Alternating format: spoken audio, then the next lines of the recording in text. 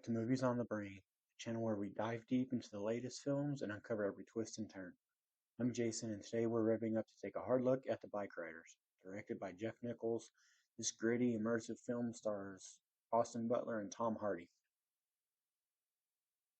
delivering performances that take us straight into the heart of a rebellious motorcycle club in the 1960s Midwest. Before we kick things into high gear, a quick heads up.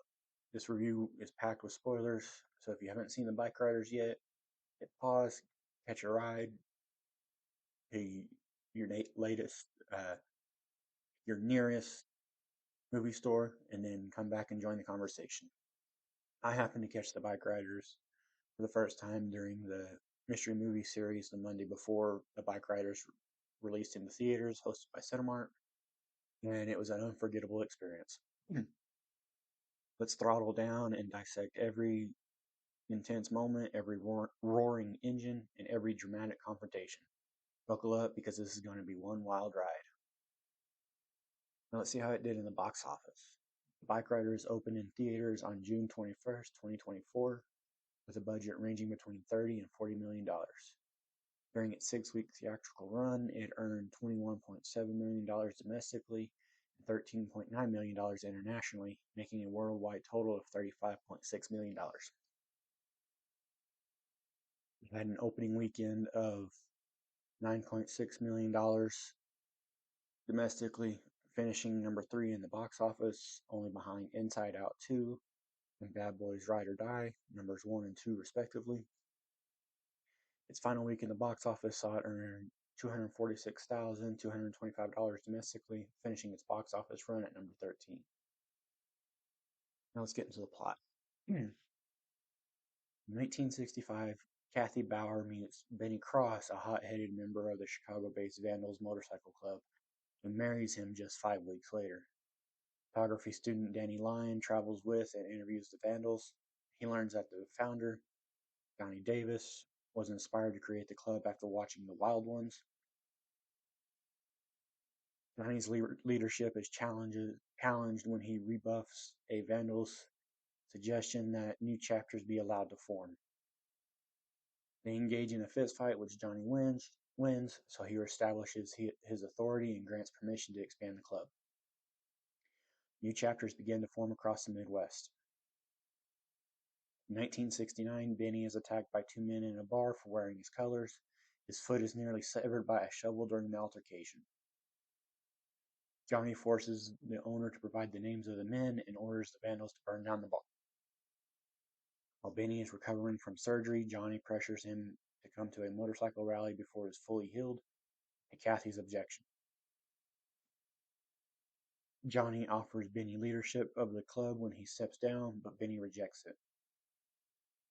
A 20-year-old delinquent known as the Kid asks Johnny to allow him and his motorcycle club to join the Vandals. Johnny initially dismisses them, but tests the Kid by allowing only him to join.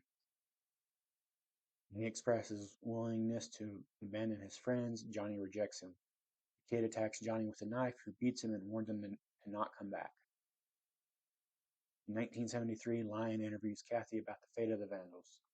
He explains that Johnny became despondent after the death of his Lieutenant Brucey, and the club grew increasingly violent after drug-addicted Vietnam War veterans joined the ranks. At a party, longtime member Cockroach is beaten by new members when he drunkenly expresses a desire to leave the club, become a motorcycle police officer. Kathy is nearly raped when Benny is busy dealing with Cockroach's attackers. She is narrowly rescued by Johnny. Furious that Benny wasn't at the party to protect her, she demands Benny to quit the Vandals. Instead, he leaves her for several days. To allow Cockroach to safely leave the club, Johnny takes Benny to stage a break-in at his house, where they shoot him non-fatally in the leg. Perturbed by the increasing violence of the club, and again rejecting Johnny's offer of leadership, Benny quits and leaves Chicago for parts unknown. The Kid, now a member of the Vandals' Milwaukee chapter, challenges Johnny to a knife fight for leadership, only to shoot and kill him. Kathy explains to Lyon that after the Kid took over the Vandals, they became a large crime gang involved in drug trafficking and murder. The older members either fell in line, left left to obtain legitimate jobs, or died. Benny, upon learning of Johnny's death, returns home and breaks down. He and Kathy relocate to Florida, where Benny works as a mechanic and has stopped riding motorcycles. Kathy tells Lyon that they are happy and Benny doesn't miss the biker lifestyle. Outside, Benny hears motorcycles nearby and wistfully smiles at her. Now let's check out the cast and some of the other roles they've had. We've got Jodie Comer as Kathy. Other roles for Jodie Comer include Christine and England as Mine, really Millie Rusk in Free Guy, and Kate Parks in the TV show Dr. Foster. Austin Butler as Benny. Other roles for Austin Butler include Elvis in Elvis, Tex Watson in Once Upon a Time in Hollywood, and James Wilkerson in the TV show Switched at Birth. Tom Hardy as Johnny. Other roles for Tom Hardy include Venom in Sony's Venom franchise, Bane in Batman The Dark Knight Rises, and Lance Swomby in Black Hawk Down. Michael Shannon as Zipco. Other roles for Michael Shannon include Fred in Groundhog Day, Dr. Cross Williams in Jonah Hex, and General Zod in Man of Steel. Mike Feist as Danny Lyon. Other roles for Mike Feist include Art Donaldson in Challengers, Roger Sharp in Pinball, The Man Who Saved the Game, and Dodge Mason in the TV show Panic.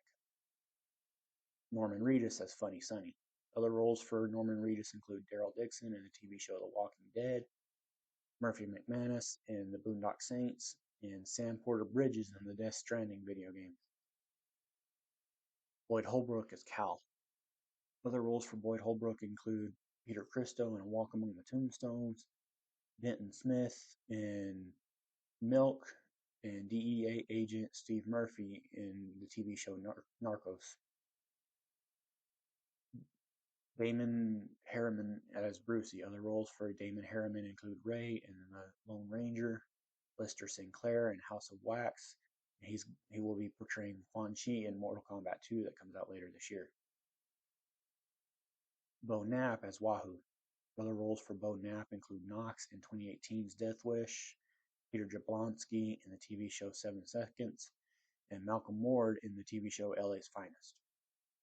Emery Cohen as Cockroach. Other roles for Emery Cohen include Avery Cross Jr. in The Place Beyond the Pines, Leo Houston in the TV show Smash, and Billy Wyatt in Stealing Cars. Carl Glusman as Corky. Other roles for Carl Glusman include Joe Altman in Stonewall, Francis in Watcher, and Sam Duffy in the TV show Gypsy.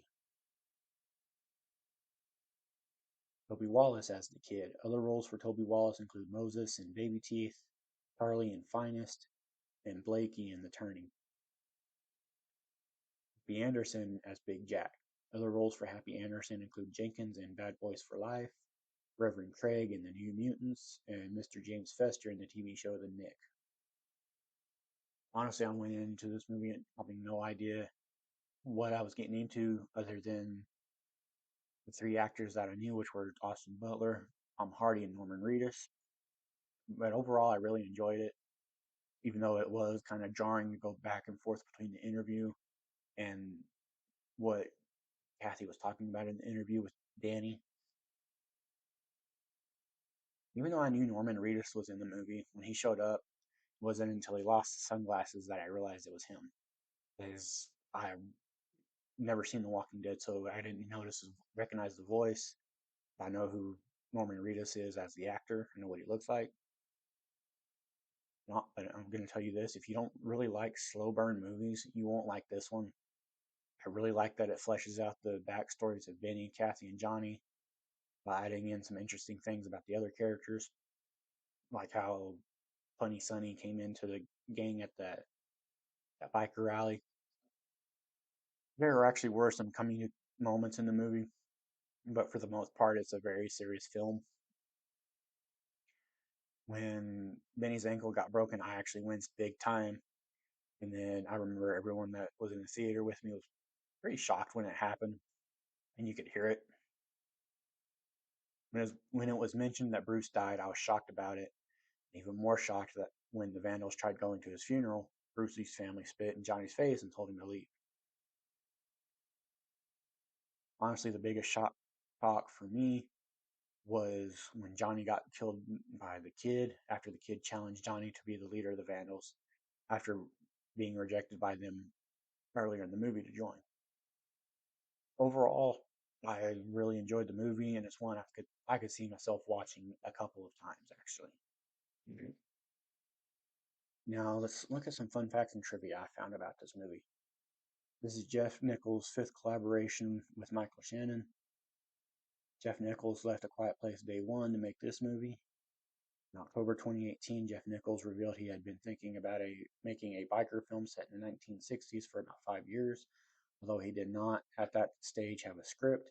He mentioned the idea on the set of Long Way Back Home to Michael Shannon, who reportedly told him, "You're going to be talking about that damn idea for so long, you're never going to make that film." Biker gang that inspired the film still exists as of 2024 and is a rival to Hell's Angels.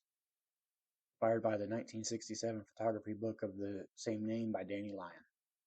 The prosthetic tattoos that Austin Butler wore for his character appeared so realistic that an interviewer thought they were real and asked how and when he had time to get so many tattoos on his arm.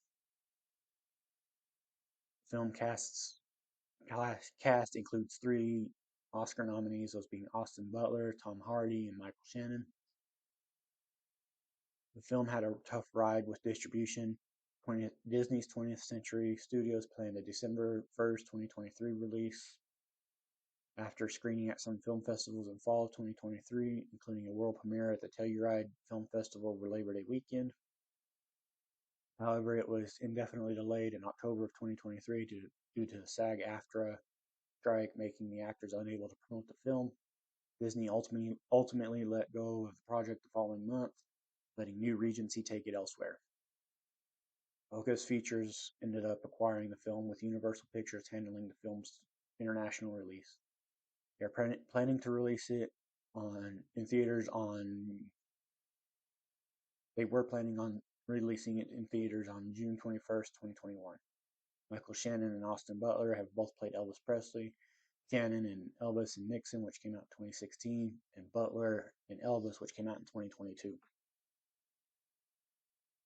This marks the second time that Butler has co-starred in a movie with another actor who has played that role, having previously appeared in Once Upon a Time in Hollywood with Kurt Russell, who played the lead role in the TV movie Elvis that came out in 1979.